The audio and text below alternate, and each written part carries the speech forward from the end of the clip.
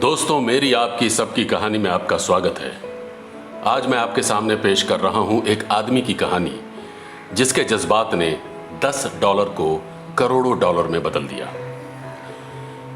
यह एक सच्ची घटना है जो लगभग 100 साल पुरानी है। यूरोप में एक बहुत अमीर आदमी रहा करता था। उसका एक बहुत ही स्मार्ट बेटा भी था। दोनों के अंदर पेंटिंग करने का पैशन था। दोनों पूरी दुनिया घूमते और एक से एक कीमती पेंटिंग जमा किया करते थे, जिनमें पिकासो जैसे बड़े पेंटर की पेंटिंग भी हुआ करती थी। उस आदमी को यह देखकर बड़ी खुशी और संतुष्टि मिलती थी कि उसके बेटे के अंदर भी आर्ट को लेकर वही पारखी नजर है। इसलिए उसे भरोसा था कि एक दिन वो भी उसी के जैसा अनुभवी आर्ट कलेक्टर बनेगा। तभी दुनिया भर में प्रथम विश्व युद्ध छिड़ गया और बेटा देश की खातिर लड़ने के लिए सेना में भर्ती हो गया। वो युद्ध पर गया तो कुछ महीनों बाद पिता को टेलीग्राम मिला कि उसका बेटा एक घायल सैनिक की मदद करते हुए मारा गया। बेटे की मौत से टूट चुका बूढ़ा बाप अपनी खिड़की पर बैठा हुआ उदास नजरों से क्रिसमस के दिनों में गिरने वाली बर्फ को देख रहा था कि तभी उसके दरवाजे पर दस्तक हुई। बूढ़े ने दरवाजा खोला तो वहां मुस्कुराता हुआ एक सैनिक खड़ा था। अपना परिचय देते हुए उसने बूढ़े को बताया कि वो उसके बेटे का वही दोस्त है जिसे बचाने के दौरान उसकी मौत हुई थी। बूढ़ा खोई हुई नजरों से उसे देखने लगा तो उसने पूछा, क्या मैं अंदर आ सकता हूं? दरअसल मेरे पास आपके लिए कुछ है। बूढ़े ने उसे अंदर ले लिया।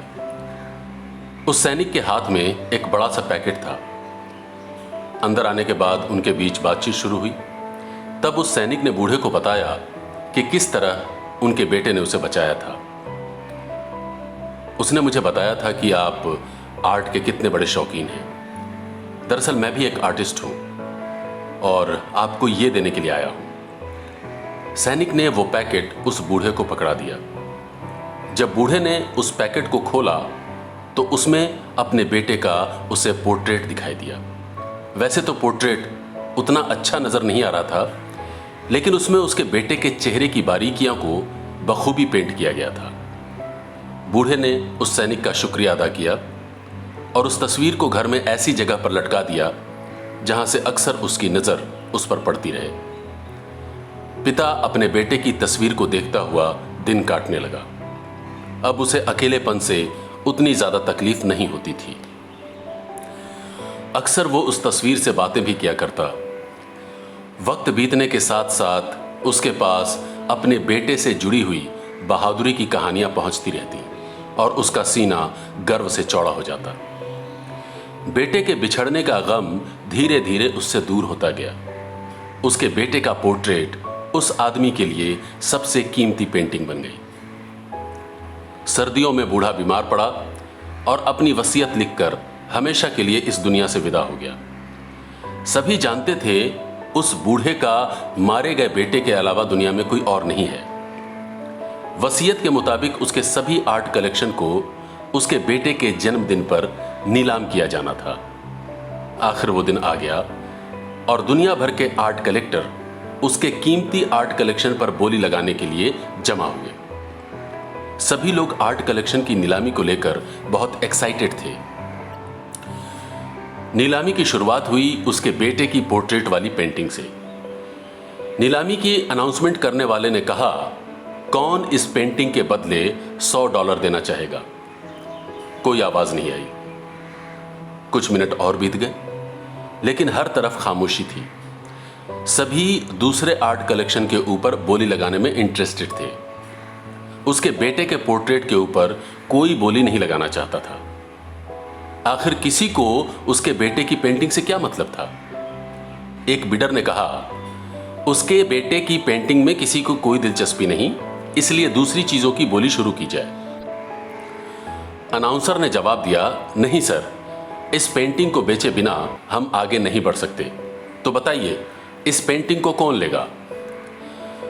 जब कोई कुछ नहीं बोला तो आखिरकार उस बूढ़े के एक दोस्त ने बोला कि इस पेंटिंग के बदले मैं $10 दे सकता हूं, क्योंकि मेरे पास इतने ही पैसे हैं। मैं इस लड़के को बहुत अच्छी तरह से जानता था, इसलिए मैं ये पेंटिंग खरीदना चाहता हूं। अनाउंसर ने पूछा, इस पेंटिंग के ऊपर $10 की बोली लगी है, क्या इससे ऊपर की बोली कोई लगाएगा? कहीं से कोई जवाब नहीं आया। अनाउंसर बोला, $10 में ये पेंटिंग आपकी हुई जनाब। अब जमा हुए आर्ट कलेक्टर्स में से किसी ने बोला, चलो अच्छा हुआ, तो अब बाकी पेंटिंग्स की बोली शुरू की जाए। यह सुनकर अनाउंसर बोला, नीलामी खत्म हो चुकी है। यह सुनते ही वहां जमा हुए सभी लोगों ने चिल्लाना शुरू कर दिया कि यह क्या मजाक है, हमें किस लिए यहां बुलाया था? पहले बताना चाहिए था कि सिर्फ उसके बेटे की पेंटिंग की नीलामी है, बाकी पेंटिंग्स कहां गई? अनाउंसर बोला, वसीयत के मुताबिक वो सारी पेंटिंग्स उसी को दी जाएंगी जो उसके बेटे की पेंटिंग खरीदेगा।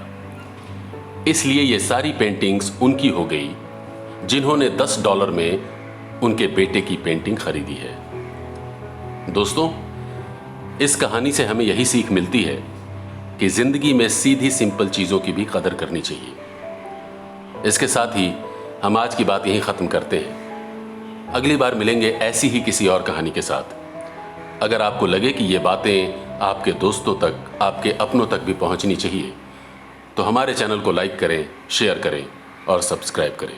शुक्रिया।